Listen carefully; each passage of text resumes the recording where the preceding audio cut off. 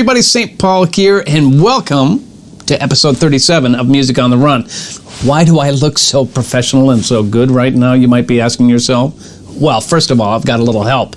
Tanner Montague is back here manning the camera, making the old buck look somewhat good as best he can. We just did an interview for the morning show in Australia, and it was so much fun. But I want to talk about my next guest. He is a legend all over the world. He's the musical director and founder of the Sounds of Blackness. Gary Hines is next on Music on the Run. Before we get started here, do me a favor. Wherever you got this podcast, make sure you subscribe, give us a rating, and if you have time and like what you're hearing, make sure you write a review. It really helps us get the word out so we can have a lot more people coming to the party. Hey everybody, I'm St. Paul Peterson. Prince gave me that nickname, and I've been lucky enough to tour with people like the Steve Miller Band, Kenny Loggins, Peter Frampton, Donny Osmond, to name a few. And when I'm not playing music, I love to run. And this is a podcast about how we stay healthy on the road, physically, mentally, and with our families. Welcome to Music on the Run.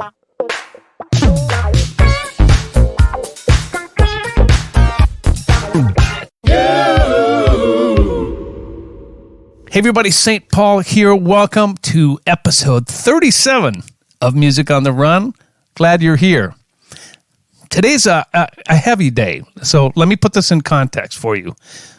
We're taping this on April 21st, 2021, the 5th anniversary of the passing of Prince. And those of you who know me know I worked with him.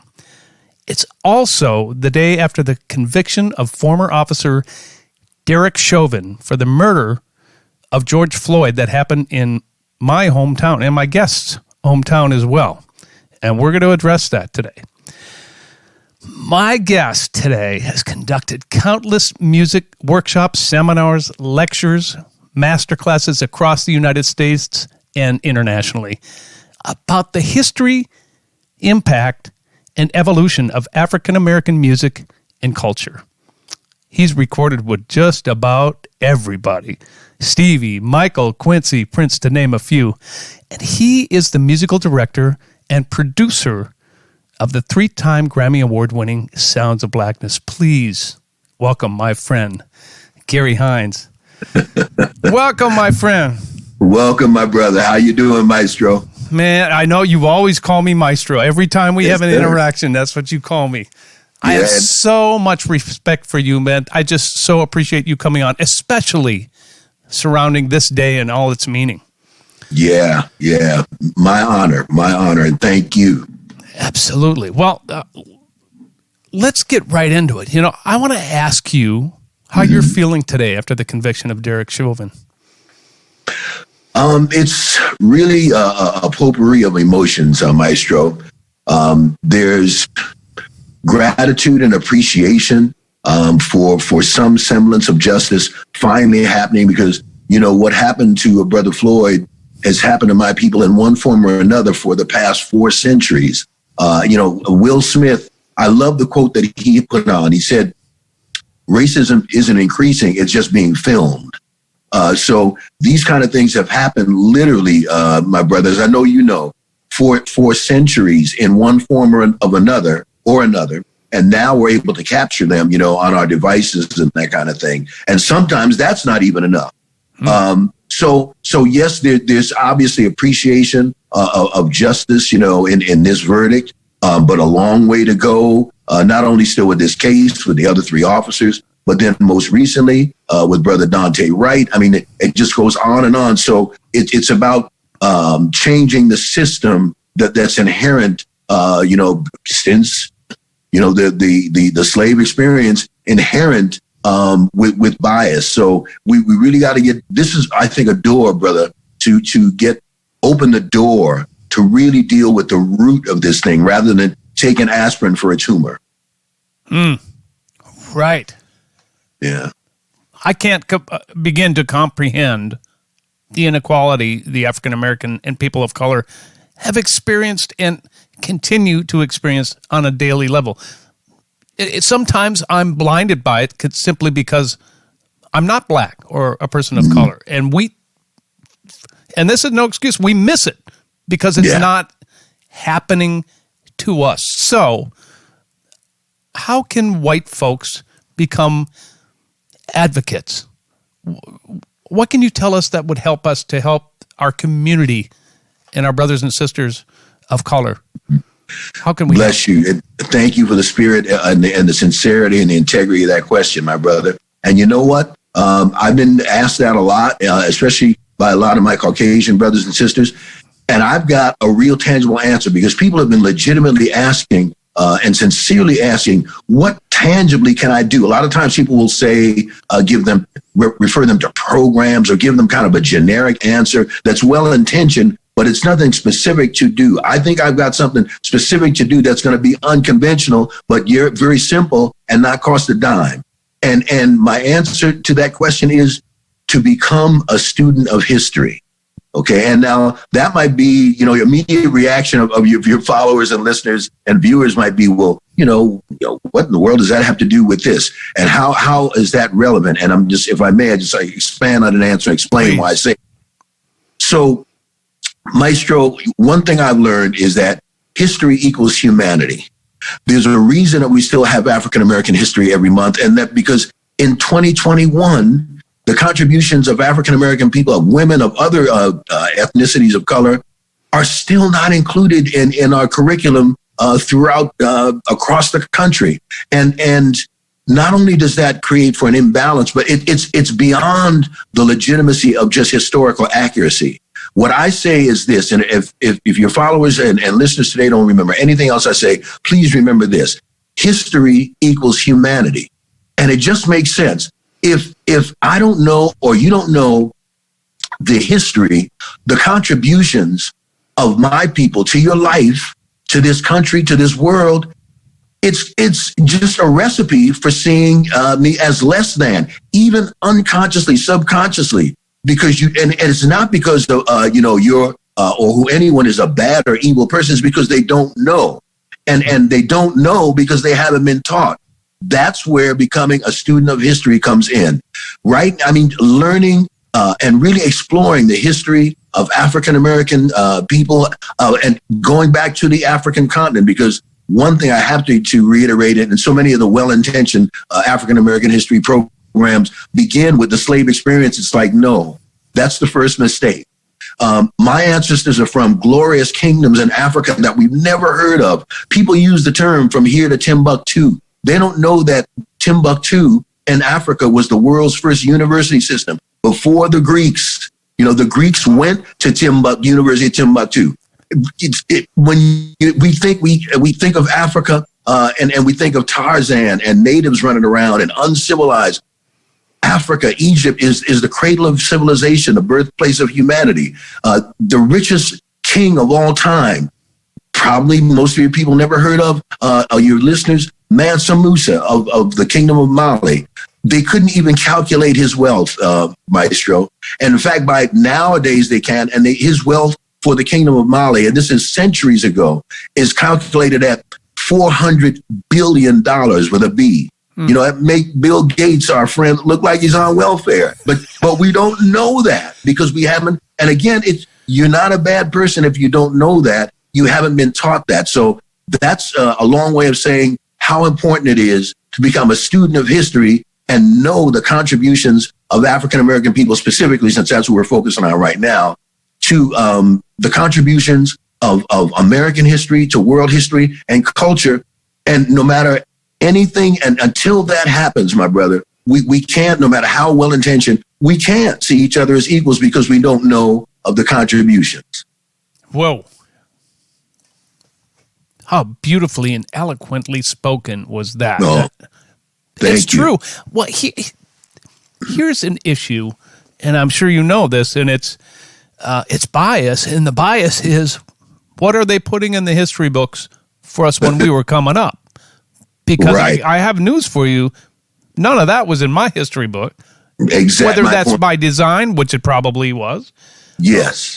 Whatever the case may be, we aren't taught that. So we need to start at that level and go, we need to get that happening and get that in the history book so we are knowledgeable and we can learn about these absolutely incredibly important contributions of people of color. And you're right. And until that happens, our children and our children's children will not understand. And I think we have an opportunity, in my opinion, that change is coming. That song that you have, hold on, change is coming. Yeah. Is this the change we've been waiting for, Gary? Yes. And to address something you just touched on, my brother, in terms of still not learning it today in the curriculum, I don't believe in most instances nowadays that is deliberate, but it's a vestige from a time of a legacy when it was deliberate.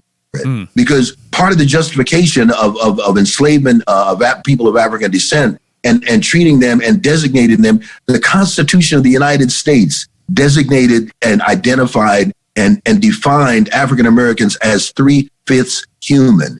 That's what institutionalizing that is. And so those who knew better at the time deliberately kept our history out of, and it was, in fact, what was purported was we had no history. We had no background. Africa was just wild jungle. There was nothing. So these people, they had no background, and therefore they're worthy of enslavement. So of course people don't feel that. Well, most of us don't feel that way nowadays. But from when it was deliberate, it's continued to now, and where it's not deliberate, but it's still continuing, where it's not in the books. And so now any and every volume you want online, at libraries, the most underutilized resource in our community, white, black, everybody, is the public library. Membership costs, $1, for a year, kind of for a library card. So it literally doesn't cost a dime, to just undertake that in your spare time, or not even to the library, although the library is a good thing. I support them. Go online, just research, and you'll enjoy it. It's not something painful. Right. And it's something that will illuminate your life. And again, history equals humanity. So it's so important, simple, and won't cost you anything. My mom used to have a saying. She said, and this is going back to when I was a kid, and I know you know my mom. Yeah. She used to say, "I'm sick and tired of waking up tired and sick." And she used to say that to us. Yeah. You have a song that you put out last year called Sick and Tired. Will you please tell us about that song? Oh, absolutely. In fact, the derivative of what and talk about Maestro. I mean, you're a phenomenal mom. Oh. My God. And you're a phenomenal mom. Yeah, both. We have that's a whole segment by itself. Yes, sir, it is. But and just adored her, man, and you and her are always in my daily prayers, man. But like I say, I'm trying not to digress. But that's, no, you can't. It's just you and me here. Right. It is. Yeah. But I think you're wonderful, a beautiful, phenomenally talented mom. The derivative of that is what a lot of people say nowadays. I'm sick and tired of being sick and tired. And those words originated from the late, great Fannie Lou Hamer. She was, for those who don't know, again, if you don't know, you don't know. It's cool. We just share that information. Fannie Lou Hamer was a great civil rights and women's rights activist out of Mississippi. She, Maestro, on foot in backwoods Mississippi, by herself, registered thousands of people to vote. Out in the night on the back roads, beaten, sexually assaulted by the Ku Klux Klan and the police, sometimes who were one and the same, at the time. But she remained undaunted, and she addressed the Democratic National Convention in 1964. And in that speech, she said, "I'm sick and tired of being sick and tired." And she was talking about police brutality and injustice. And systemic racism, the same things we're still talking about today.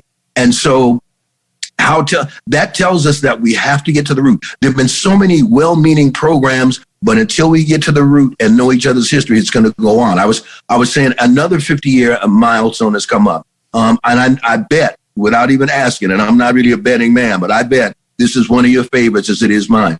The late, great Marvin Gaye album, What's Going On? And his other classic on the Inner City Blues.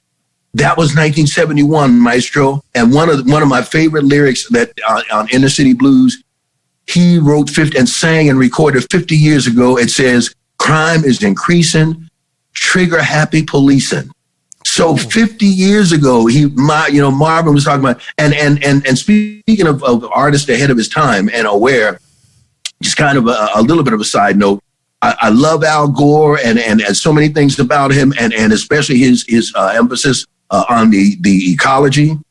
But 50 years ago, Marvin Gaye sang Mercy, Mercy Me, Mercy the Ecology, Fish Full of Mercury, Radiation Underground in 1971. And so those artists, just ahead of their time, and we're heirs to that legacy. But getting back to Fannie Lou Hamer, she and we were blessed to reach out to her only remaining relative, her daughter, Cookie Jacqueline Hamer, down in Mississippi. And they, gave us the rights to use the phrase and all that. And we're donating a portion of any of single sales to the Fannie Lou Hamer Foundation and to the George Floyd Scholarship Foundation. So you know us, we don't just talk about it. We like to be about it. But that's my last piece. I know it's a long answer to your question, brother, but this is really relevant too, especially for everybody, but especially any of my white brothers and sisters that are following this program. And I hope you do support the Maestro because he deserves it. To finish the answer about how that song came about, the first night after Brother Floyd was killed, which it happened 5 blocks from where we rehearsed, Maestro, where Sounds of Blackness rehearsed at Sabathani Community Center on 38th and 3rd. And, you go to 3rd, 2nd, and then Chicago. Yeah. And so we normally rehearse vocal rehearsals on Tuesday evenings. Of course, I canceled that rehearsal. We all went to the rally, which was just a few blocks down. I'll never forget, there were thousands of people there. I mean, if not tens of thousands of people, white, black, young women, men, everybody. And this teenage Caucasian young lady, she was carrying a Black Lives Matter sign, and she was so proud, and she recognized me from the group, and she came up. She said, "Hey, Mr. Sounds of Blackness, you guys are one of my favorite groups." And I'll never forget what the next thing she said, Maestro. She said, "I bet you guys are going to do a song about this, but do me a favor, please don't make it a happy song." And I said, "You know what, young lady, I'm going to look you in the eye and promise you that it will not be that." And right at that moment, I'm telling you, brother, Fannie Lou Hamer's words started ruminating in my feeble brain, sick and tired of being sick and tired. Wow. Yeah, true story. That all started right at that night. Yep. I was up that night. The muse wouldn't leave me alone. I know you've been there. I know you. Of course. Wouldn't let me sleep. And in fact, we're putting some final vocals on it this coming Friday. Yeah. Your music. Oh no, not on Sick and Tired. I'm sorry. Our new song, Reparations. I'm so sorry. Oh, you got it. Well, we'll talk about that whenever you're ready. But yeah. Okay, we'll get back to that, but don't let me forget about that. Yeah. I've been researching you, and of course, I've known you and so many members of the Sounds of Blackness for my entire life. Your message through your music is positivity, is educational. Was this a departure on purpose to raise awareness of the inequality and the horrible murder of George? Would you say that? I would say yes. I would say a qualified yes, Maestro. And the reason I say a qualified yes is because overall, and the short answer would be yes. And it's really funny because even at Black radio, we got a lot of resistance with the song. To them, some of them played it or just kind of spotty airplay. Because they didn't want to offend sponsors and all that kind of thing. Wow. Even though they love the group. And actually, they love the track. You and I know it's one thing. You put out a song and they may like it, they may not like it. But we were hearing across the country programmers telling us, "Oh man, the track is banging. We love it. It's right today. But we're concerned about putting it in rotation because we don't want to offend, our sponsors or anyone kind of thing." And so politics they were involved. Politics, brother. And they were looking for Sounds of Blackness, and I get it. And they told us as much. They said we were looking for like another optimistic, or everybody hold hands and let's come together. Obviously, we're ultimately about that, Yes. But even the Bible tells us there's a time to to embrace and a time to refrain from embracing, that we really finally had to look this thing smack in the face and really try to deal with it firsthand. And so, yeah, we came harder than we normally do with Sick and Tired, and we're coming normally harder than we normally do with this next single called Time for Reparations as well. Fascinating. And good for you, man. And yeah, it's funny that the politics have to get involved. Yeah. But that's just the way the music business can be. And you know who the primary inspiration for that was? And how ironic that this is the 5th anniversary. It was Prince. Prince, who, you know, I was blessed to know, as I know you knew and worked with and all that for years and years. Blessed to know and be friends and brothers really for 40 years easily. Right. He would call, and I bet he did this with you as well. He would call 2 or 3 in the morning, you know, like it was middle of the day, you know. And one of our last conversations, I'll never forget, he had just done the song Baltimore. So people, and it's come up in other interviews, you know, what do you think Prince would have done? It's like, believe me, he would have been out on 38th in Chicago, I guarantee you. There's no way he would have went to Baltimore, written that song, and something like this happened in Minneapolis, and he wasn't involved. So I'm clear about that. But one of the things in one of our last conversations, he took me to task. He said, and you know how he would frequently call you by your full name, you know, even though he's known you forever. It's like Gary Hines. There's something I'm going to tell you, Gary Hines.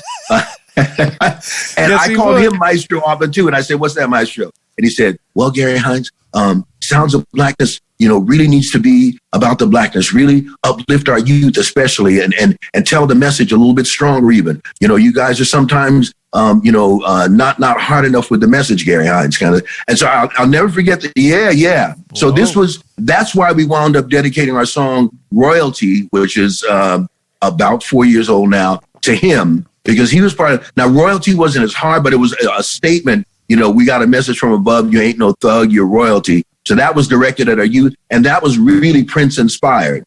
Yeah. Incredible. Yeah. Not only are you an incredible band, but you also are an educator. You go throughout the world talking about the history and the impact and the evolution of the African American music and culture. I'm fascinated by that because I think that it must be part of your calling as well, or equally. Would you say that? Yeah. I think so. Great questions too, by the way, Maestro. I would like to think yes. You know, we use the word sometimes edutainment, you know. Right. Yeah, you know, and I know you're hip kind of thing. And so, and you know what? It's always, I always wind up feeling like I'm receiving more than I may be giving, because it's energizing to me to be able to rotate within what you and I do. So as much as I love, you know, piano is my wife, I'd say it, as much as I love to play, and then performing and all the kind of things and the rigors of rehearsal, and we enjoy that, but you know, you can get burnt out. So now it's time to do something different. Now you're doing a lecture or an interview or a music workshop, and you're in the element, but in a different sphere kind of thing. And then it energizes you, you know, for the next time you come back around just to the hardcore music. So I really do enjoy it, and it's an honor and a blessing. I need to sit in one of these seminars sometime. I would love that. You know, in fact, I will invite you. I just got an invite, and it's funny because we all know about, you know, an artist in their own land and that whole quoting kind of thing, or being unappreciated. Because I've actually historically done more workshops overseas, you know, Japan, Europe, and out of the state than I have right here in Minneapolis kind of thing. But I did get a call to do an extended one for St. Paul Public School, middle schools, and that will be that's going to be Bloomington. It's going to be held in Bloomington. And that will be June 20th through July 20th. And I believe it's open kind of thing. I know I'm working with like middle schoolers kind of thing, but I think it's open to the community. So I'll as I get more information, man, it'd be great to have you come sit in, you know. I'm there. If you need me, I'm there. I know that about you. I would love to be involved. I'd like to be a mouse in the corner learning though, but if you need me involved, I'm there. Gary, when I was looking at your website, I see a phrase appear many, many different times, and it's, we give thanks and praise to God for all things and everyone. What does that phrase mean? Yes. Well, none of this, none of us, none of these things are possible without God. A lot of times people ask, 50 years, and my goodness, how are you guys, able to do what you do, or how was I able to do? And, first of all, I say these three things: only by the grace of God, by the dedication of great singers and musicians. Yeah, a lot of times our band doesn't get the love that it should, but I'm trying to rectify that. And the third component is you, brother, and that is, there's a scripture that says, "How will they hear without a preacher?" Well, when it comes to music, how will people hear without an interview, without a DJ, without a blog, without a whatever it may be? And so those three components, first and foremost, by the grace of God, the dedication of Sounds of Blackness members, the support of people who play the music and support us like yourself, kind of thing. And we love supporting you mutually as well, you and Patty and all your mega talented family, kind of thing. But so to me, those are clearly the three elements, but first and foremost, only by the grace of God. And we give thanks, for all of those things, for everything we do. My family has loved you and the Sounds of Blackness for a long time. We've enjoyed your longevity. What do you think is the secret sauce that has made this band last for 50, Gary, 50 I know. There's the old spiritual that I know my soul looks back and wonders, how I got over it. And it's like, really, has it been 50 years since the McAllister days? So shout out to McAllister College, our alma mater.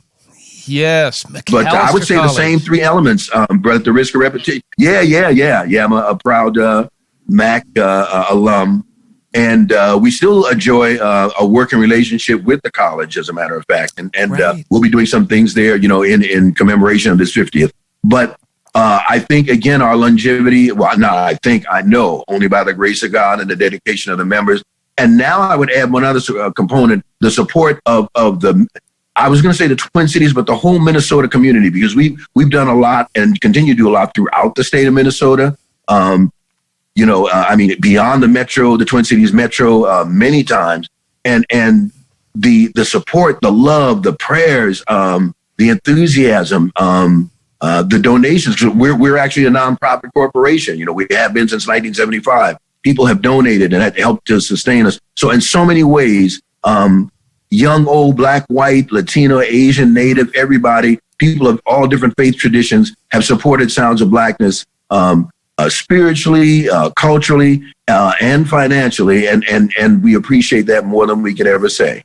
Let me tell you something, and this is coming from me, but I think I speak on behalf of not only my family, but all of Minnesota, saying that we depend on you. Wow. We lean on you. Wow. We look to you for comfort, for word, for your spirituality, for your leadership, for your straight talk, and always being real, and to help us get through things like we're going through this last year here in Minneapolis, Minnesota. And we ain't out of the woods. I know that. You know that. But I just want to publicly say thank you for us being able to lean on you. It's nice to be able to turn to someone like you and go, help. Oh, and you've been that person that we can turn to, that band, that rock. So we really do appreciate you, man. It's an honor beyond words, man. And one of my other dear friends and brothers, former Governor Jesse Ventura, and he and I, we go back to the 70s. Let me tell you something, brother. Right. Him and his wonderful wife, Terry, who I consider him my brother. I consider her my sister. But when 9/11 happened and they had the out on the lawn of the Capitol, the big 9/11 memorial, people of all races, you name it, people of all backgrounds were there. And the first group he called, and I got one of those in that voice, Gary, I want the Sounds of Blackness to sing the national anthem and to be, to support. And so we were there, and it was So in terms of that leaning on, we just see that we don't see that ever as a challenge or a burden, Maestro. That's a blessing that people to be able to do that. That's I'm sure part of our purpose. Oh, for sure. It doesn't come out. It doesn't seem like it weighs on you. It seems like it invigorates you. Yes, exactly. Couldn't have said it better myself. All right, so let's go back a little ways. Talk about the early days of the Sounds of Blackness. Oh, okay, gladly.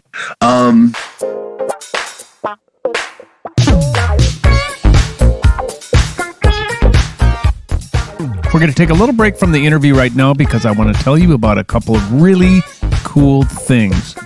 First of all, we're having so much fun with our weekly 1-minute funk jams called Funk Friday.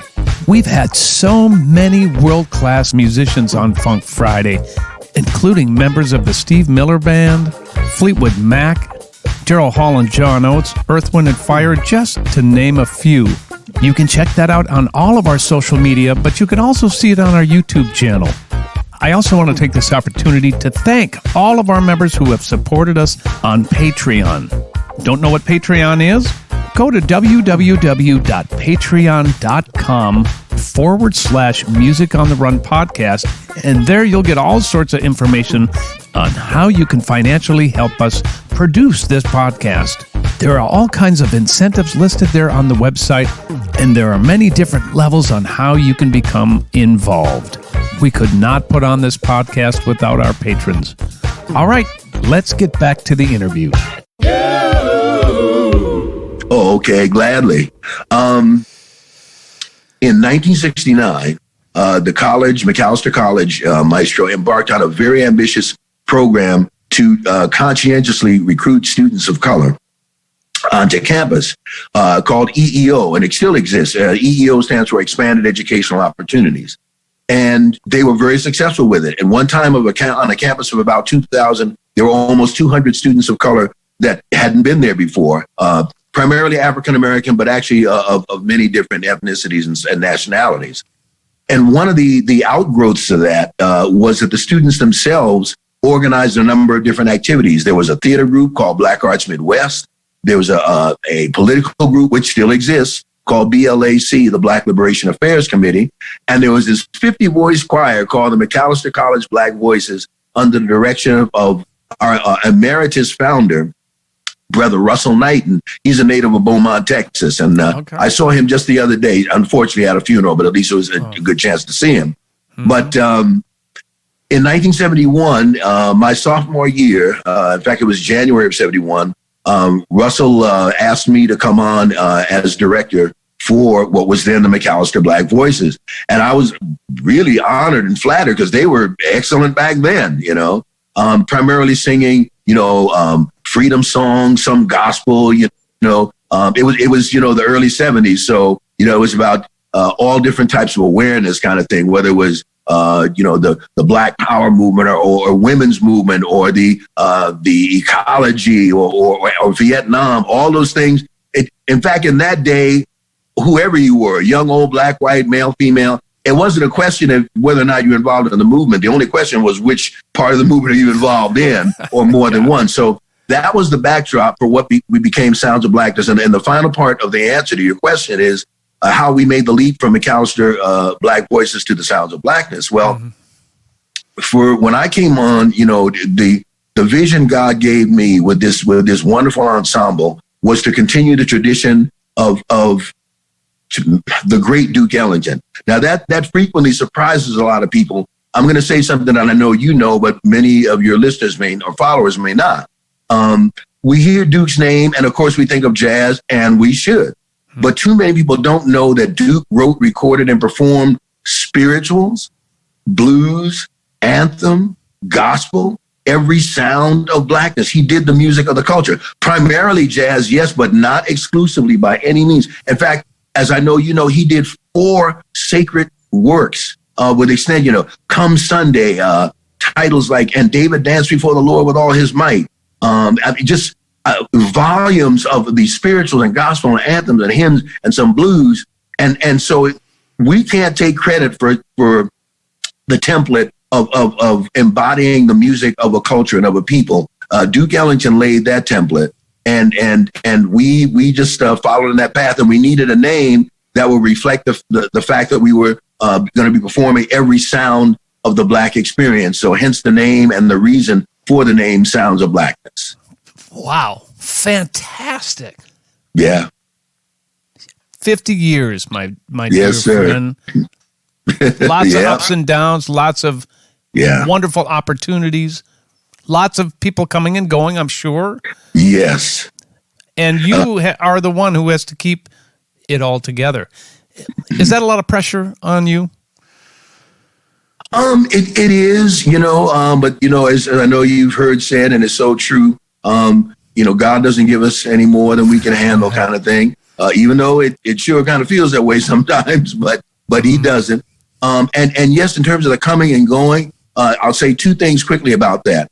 A number of our current members, Maestro, are actually offspring of our original members. So like, I know, how about it? And so we kind of refer to the current crop as Sounds of Blackness next or second generation, because many of them are. I mean, I know you know Jamesia. Of course Jamesia, she of course is Ann and Nesby's daughter. Yep. And there's so many. Brandon Commodore, who great drummer, as I know you know. Traveled with him. I love him. Right. So for years he was our drummer, and of course our original drummer was Bobby Commodore. Yep. It goes on. And his sister Ashley, was a member as well before they both went on to go on the road with Stokely.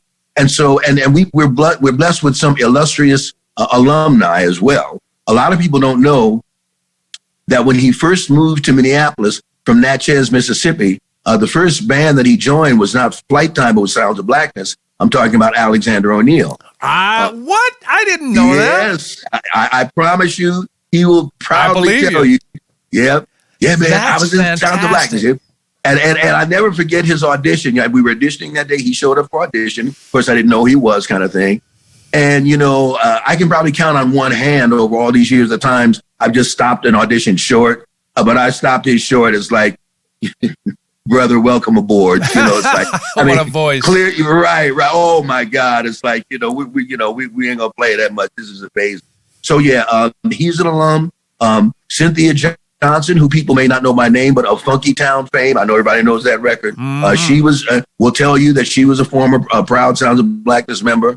And so blessed with great alum. And that, in fact, that's another one. Her daughter, Anika, was in the studio with us last night. Really? Over at Creation. Yeah. So that's right. I've run into you at my studio. That's fantastic. I know. Like I say, this could be like 2 or 3 series that you and I, just talk about all this stuff. I know. Great alumni and second generation. Talk about how you connected with Jimmy Jam and Terry Lewis and how that changed the trajectory of the Sounds of Blackness.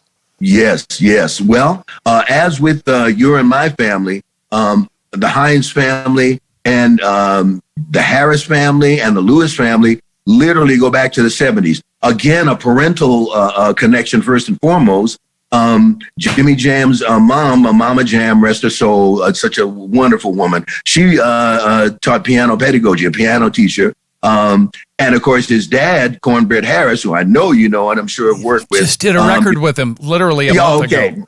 Yeah, and I'm not surprised. So, and they, both knew and worked with my mom, kind of thing. This is before anybody was anybody, that they are now, kind of thing. So there was that familial tie in between families, between parents, and in the community, way before any of this other, public stuff happened, with Flight Time and so on and so forth. But early on, the second part of the answer would be this, Maestro, and that is, show you how things come full circle. It was 1988, and we got a call. I got a call from Terry Lewis. But before that, back in the 70s, we would appear on the same shows. It would be, Prince. It would be the Flight Time Band. It would be Morris. All of those, doing things like the Miss Black Minnesota pageant or the Northside Festival, and we'd be backstage. So we knew each other and heard each other's music for years. And 1988, Alexander O'Neill is doing what I think is actually, and not because we're on it, if not his greatest, one of his greatest records, his Christmas album called My Gift to You. And Terry called us in to do background vocals on that. And so we had come full circle already. Here we are singing background vocals on of the album of a former member. Right. And the session, it went so well that they said, man, you guys got time to do another one? Say, yes. So we did another right there, that same. This is on 42nd and Nicollet. Sure. 43rd, I know that studio. The original. Right. The second studio. The first one was Creation on Old Chocolate Road. Okay. Yes, my correction. And thank that's a good that's a legit correction. So thank you. And so so this is before, Edina glory and that kind of thing. But so we did the second song, and I'll never forget. The group had left, and I was on my way out the door, and Terry hollered out to me, said, Doc, him and Jammin always call me Doctor. They were Doc. Say, Doc, what label are you guys on? We got to do the paperwork. And I said, well, no label, He said, oh, really? He said, I'm going to call you next week. And the rest is history. Is that right? They signed you? Yes. Yeah. Did they write a lot of those songs with you, or were those Jam and Lewis complete songs that they wrote for you? The one that we wrote together was and is Optimistic. Big song, man. Oh, song. Bless you, brother. But many of the ones that were the other big singles and hits kind of thing were Jam and Lewis production. Got it. That must have been a fascinating time with those guys. Like you said, oh my God. Circle. Yeah. Oh yeah. Just amazing. And it's funny because speaking of full circle, it's such a blessing that a few things that were extraordinary with. I'll try to condense this. I just spoke with Terry yesterday, like at length. In fact, right when we were all on pins and needles, waiting for the verdict and all that kind of thing. He were, and how busy he is. We were on the phone probably a half hour, which actually surprised me. But he was like Prince in that you could tell if somebody really knew him or didn't know him, because the people that don't know Prince would say, oh, he's quiet, he doesn't talk much. It's like, really? Yeah. When he would call at 2 or 3 in the morning, he would talk for like hours, And Terry Lewis is the same way. He may be quiet in public, but when he's got something to say, he's got a lot to say. So we were talking yesterday, and just about everything that was happening and all that kind of thing. And we floated back to our original days and all that kind of thing. And Jam and Lewis told us when they first signed us, which is, I know the exact parallel opposite of what artists are usually told when they're signed to a major label. They said, Doc, don't change. We want to present Sounds of Blackness to the world just the way you are. The industry is notorious for wanting to do that, bringing artists on and change up everything, your look, your sound, and make you sound like whoever the flavor of the day is. But they didn't do that, and to their credit. And so we maintained a relationship with them. We performed with them, a couple of years ago now, but the Super Bowl was here and all that kind of thing. Right. And so the relationship is on. The relationship preceded all of the fame and will go beyond, whatever fame and notoriety is we've been blessed with. That sounds like family to me. Family affair. Come on now. That's what that sounds like you and me. Family. Yeah.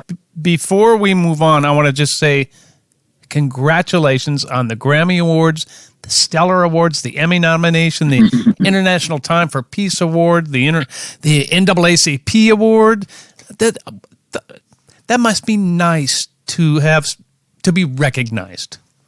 You know what it is, brother? we used to say back in the day, you can't fake the funk, so I'm gonna keep it 100 and say yes, we cherish those awards, but let me qualify it with one quick thing. In my kitchen, just a few feet away from me, is a note from a young Caucasian lady in the UK in London, who I'll never forget this. This happened several years ago. It's a handwritten note. We were at the end of a concert. I think we were at either the Palladium or Royal Albert Hall, one of them kind of thing, big concert, packed. And we could see we're doing our last number, grand finale kind of thing. And I could see in this crowd, I'm still at my keyboard, I could see this kind of diminutive young lady, just fighting her way for the crowd. She had her hand over her head waving, something. And I was like, okay. So she fought her way, long story short, past all the big burly security guards on that, and made her way up to the stage to my piano kind of thing, and handed me this note that's sitting in my kitchen. And it says, when my mother died, optimistic saved my life. Oh. And so what that has to do with the Grammys and all that, the reason I bring that up, Maestro, is because the Grammys and all that, we treasure them. We'd be lying if we said we didn't. We would never say that. But really, when people make expressions like that, that's nothing, like the beer commercial says, doesn't get any better than this. Music is a healer, and you've been healing for over 50 years. By the grace of God, yes, sir, brother. It's true. Okay, I'm switching gears on you one last time, and then I'm going to let you go. This podcast is called Music on the Run. What that means is I want to talk to you about health. I always talk to my artists about what keeps them going, what keeps them healthy. How do you stay healthy mentally, physically on the road? How do you keep your relationships together? So Gary, you've been in shape since the minute I laid eyes on you, man. How do you take care of yourself? Give me a day in the life of Gary on the road. Well, not that different from Gary, here in the apartment, in the hood kind of thing. And just to get up, first thing always starts with prayer. And then, of course, wash up and all that kind of thing. And then right into usually some cardio before I do my weights kind of thing. And sometimes I'll pray while I'm doing my cardio, sure. Just kind of a meditative thing kind of. So, I remind everyone that I come in contact with that more than the reality is that more than being human beings having a spiritual experience, we are spiritual beings having a human experience. Whoa. And so, so you got to nourish that spirit and acknowledge that, whether or not you're even a person of faith, and you don't pray and, I'm still cool with you, but you still got to get that inner center, that spirit, whether it's meditation or positive thoughts, whatever you want to put on it and whatever your faith tradition is. So my answer to your question, Maestro, is to first get in tune and in touch with that every day. For you and I as believers, we do what we do and in Jesus' name but whoever you are, just to get in touch with that spiritual center and then follow that. I always say perseverance is followed by preparation and perspiration. Then you got to sweat. I believe I tell my singers all the time, and sometimes, especially my female singers, don't appreciate it as much. But I tell them that singing is a sport. A lot of people think of singing as something kind of dainty, this is sweaty, gritty stuff, using the whole body, in the phonation and the sound making process. I sound like I'm in one of my seminars now, but I remind them that singing is a sport. And so the better condition you are in, the better you'll be able to do what it is you want to do, singer and musicians. And the final piece of it is, Maestro, I encourage them. Now, I'm a gym rat. I always have been. I was there this morning by the grace of God. But no, it's not about that. Exercise physiologists, especially these days, encourage people to do whatever they did as a child because your body doesn't associate that with work. So if you skated, skate. If you biked, bike. If you swam, swim. It's not about joining a gym necessarily at all. If you walk or skip, people look at you funny. People gonna look at you funny anyway. You might as well be getting some exercise. So connecting the fact that spirit, mind, and body are one. Rehearsing, practicing your craft every day. Scales, work about it. But also being in condition to do that by any means that you choose. Beautiful. Yeah. You have looked like you could pick me up with one hand like this since I've known you, my friend. It's just the shirt. It's just the shirt. Yeah. No, it's the guy in the shirt. So tell me what's next for you, Gary. What's up? You said you have a new single coming out. Yeah, and in fact, the answer is yes, and actually more than one. We're going to one of the things that in talking to Terry Lewis yesterday, he reiterated something that some of your followers may not know, but I know you know, that these days the industry is singles driven and not album driven at all. And so he commended Sounds for releasing our singles as we have been doing almost annually now for the past few years. But now, and he was saying simultaneity is good. And so Jamesia, and again, we just put I think the last vocals on it, some of the last vocals last night, has a great song called You're Gonna Win. And we were just at your studio last night, not even 24 hours, putting those vocals on. And so we're looking to simultaneously release You're Gonna Win and keep that positive, inspirational thing. It's as positive as the title sounds, kind of thing, upbeat on it kind of thing. And on the more serious side, I've got one that we may even just do online and more of as a novelty and just as a cause and for commercials. It's called Time for Reparation. And it's in a minor and it's heavy. It's got a funk to it and all that kind of thing, but it's not the upbeat track that You're Gonna Win. And then our own Carrie Harrington, if you don't know Carrie, I know you would recognize her when you see her, because she's one of our veteran members, has got another great one called Hold Up Your Light, and as the title implies, in a major and upbeat and just a great track as well. So we're looking to get all three of those out there this summer, really. It's summer into fall. Do you have some shows coming up as well, I hope? We do. As a matter of fact, we want to invite everyone. Let me get this day right. I pray that this is the correct day. I believe it is June 9th, Wayzata Community Church. They have their summer series of music, outdoor worship. And everybody, don't let the word worship throw you. For followers, come on out. It's free. They have ice cream. People are on the lawn in shorts and tees and tank tops. It's that kind of laying out on the grass, clapping to the music, all that kind of thing. Yeah, yes, in Wayzata. Yeah, and they do a brief word. I mean, like a mini sermon or sermonette, whatever you kind of call. But it's a really fun time. People bring a lot of dogs and cats. People bring their pets. So it's really more of a music picnic, for the community. And I'm pretty sure that that's June 9th. Forgive me if I'm wrong, but we can look on your website though, right? Yes, soundsofblackness.org, and it's there. And you also can purchase a Sick and Tired T-shirt, and a portion of that goes to the George Floyd Scholarship Foundation and Fannie Lou Hamer Foundation. So you can get the correct date there. And of course, we're looking down the road in December to do a Christmas performance, with you guys. So, but there'll be more than that in between. Oh, I'm so glad you said that. Before June 9th, because this is what Terry called about. Okay, God, it's all good. Please forgive me. I ignore that man behind the curtain, as they said in the Wizard of Oz. You're not alone. I just want to let you know that. What he called for. Speaking of the George Floyd Foundation, thank you, Lord. That was because it would have been bad to miss this. There will be a 1-year anniversary concert at George Floyd Square, 38th in Chicago, which is a Tuesday. That late afternoon, early evening. I think it's going to start like 4 or 5 o'clock. They're going to set up a sound stage, and this is obviously in commemoration of the 1-year anniversary of losing Brother Floyd. Right there, going to have it right at George Floyd Square. They're bringing in artists, Common, and Sounds are going to do it as well. And I believe there's going to be other artists as well. But that's the next major one. I'm sure it's going to be a free event, just in the street for everybody. And now can have a much more positive tone to it, of course. Yes, of course. Right, Gary, you're a leader.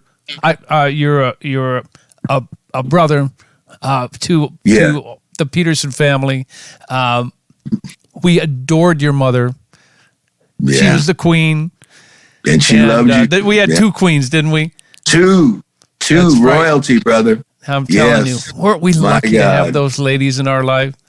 Yeah. Oh, my God. I mean, there's no words. I mean, both of them internationally renowned and acclaimed. I mean, beyond nationally and locally, internationally renowned and acclaimed, not only in the public's eye, but in the industry. Just having that esteem is just, they both, just in the words of Maya Angelou, phenomenal women. Yes. And we have good genes because of that. And we got great genes before That's that. Right. Yeah, we do, brother. Yeah, we do. Gary, thank you so much for spending an hour with us. It's been, this is a great way for us to start our new hang, and I'm coming for you. Brother, I know we shouldn't have to find ourselves. Well, we have to get. It's like musicians. Pacific Ocean. I know musicians have to do this. We get busy and we have to set up a gig in order to hang. That's just what it is. It isn't anything more than that. Yeah, the restaurant's much love open to you, now. and thank you for. I'm talking over you. Brother. I'm sorry. Oh, no. I was just going to say we got to at least grab breakfast or something kind of thing sooner than later for sure. I'd love that. Yeah. Ladies and gentlemen, Gary Hines. You guys, that's it for this episode 37 of Music on the Run. Whew, I couldn't have picked a more perfect guest than Mr. Gary Hines. We'll see you in a couple of weeks. Music on the Run was hosted by yours truly, St. Paul Peterson. Edited and produced by my buddy Davide Raso. Artist relations by Owen Sartori. Video editing by Tanner Montague. And a very special thanks to the people who financially support this podcast. And remember, racism isn't increasing, it's just being filmed.